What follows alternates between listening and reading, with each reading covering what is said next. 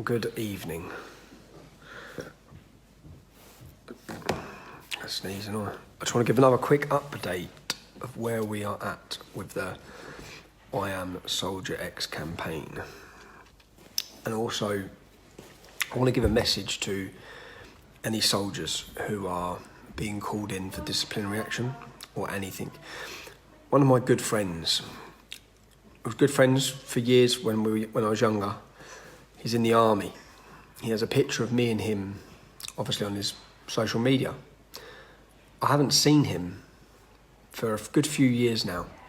But he has a picture of us together at a wedding years ago. He's been called in and threatened with disciplinary and forced to remove that picture.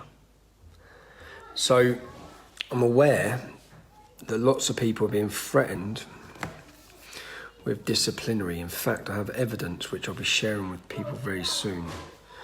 Just what I want people to know.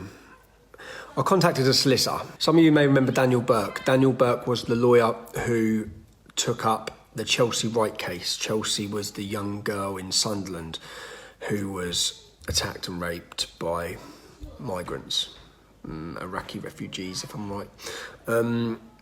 Now, Daniel Burke has agreed to take on any of these cases, and those costs will be covered. So he's currently had conversations already with 3 members of our armed forces I put him in contact with. They're waiting to find out what the army are going to do. So if you're in the military and you're being called in, you don't have to have contact with me. Everything you say will be covered in the strictest confidence. So an email address for anyone, which I want you to share with them. If they're going to be disciplining people, which I don't believe they can. There's nothing in the Queen's regulations that prevents them having a photograph with a journalist. For example, so the email address, if you are in the armed services, is soldier@therebel.media. If you contact that, you'll be linked up with a lawyer, and the lawyers will fight anything and everything that's put at you. So I've already made this offer to the young gentleman, 17-year-old, who is Soldier X, is where this has come from. This is now developed. I've been sitting here welling up at time. Let me just, one sec. So I'm still waiting to hear. Heard he got his discharge date, and the top brass, what's come out of this? And I hope you're all seeing the messages of support from the people in the armed services who are making it very clear where they stand on this issue.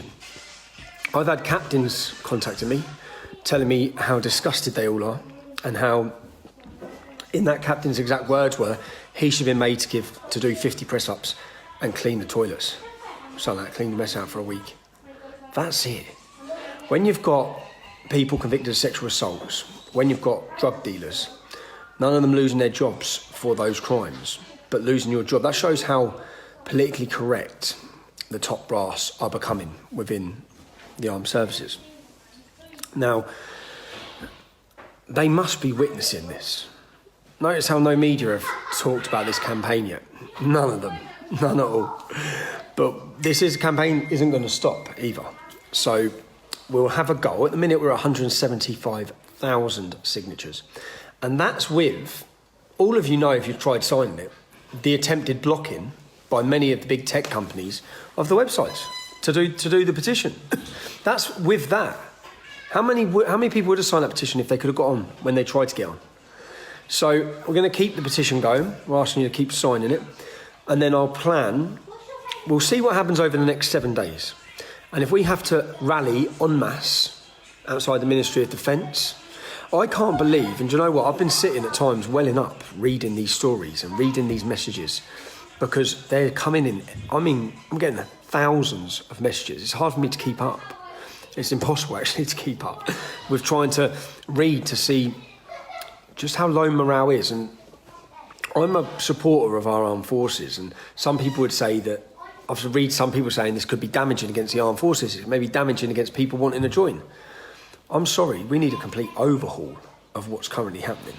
The way people are just chucked down with post-traumatic stress disorder and just left on a scrap heap with no help or no support. I had one person contact me and said that within their regiment there's 2 suicides a month. I said that the other day, if you had 8 suicides in the last week in the armed forces, that's a national disgrace what is happening. The way they're treated. It's a national disgrace, and if it does have to become so public, and if it does have to bring about the change, for them to come out and tell people they're going to give change, then that's how it has to happen. And I do have a little worry that I'm in court on the 23rd, so I want to plan all of this. I want to plan a date for a demonstration if we need to demonstrate. We now have 175,000 people that we can contact. Say, let's go. This is the new campaign. This is what we're planning on doing. We're planning on marching. We'll evaluate all that over the next week. I'm actually at the Old Bailey next week for on the 23rd of this month for my retrial in a politically driven case where they want to put me back in prison because I read the news outside of a courtroom in England. Didn't prejudice the trial at all. In fact, the evidence all says that. But that doesn't matter. They're still going to try and do it. And one thing is, if they weren't already annoyed with me, then, well, they were. We know they were. But this campaign will definitely have triggered a lot within the establishment. They'll be watching this and seeing, oh my God, the armed forces are revolting, are speaking out across the country. I'm going to be travelling all week, meeting lots more. So many people coming forward now. After the 2 lads who... I've been blacking out every soldier I've met. I've got videos of lots of them, yeah? But I've blacked it all out because I didn't want to be in the position where if they're going to lose their careers and jobs. But 2 of them made a decision yesterday to say, no, we need to make a stand and a point on this. And they actually have called other soldiers and other people serving, saying, show where you stand on this. Do it barefaced and tell them that we're entitled to our own opinion as well. I'm not a political figure. They keep saying political figure. I'm not involved in a political party. I'm a journalist. And if they're good enough to, if you have them to fight and serve and possibly die, then surely they're allowed their own opinion. And yeah.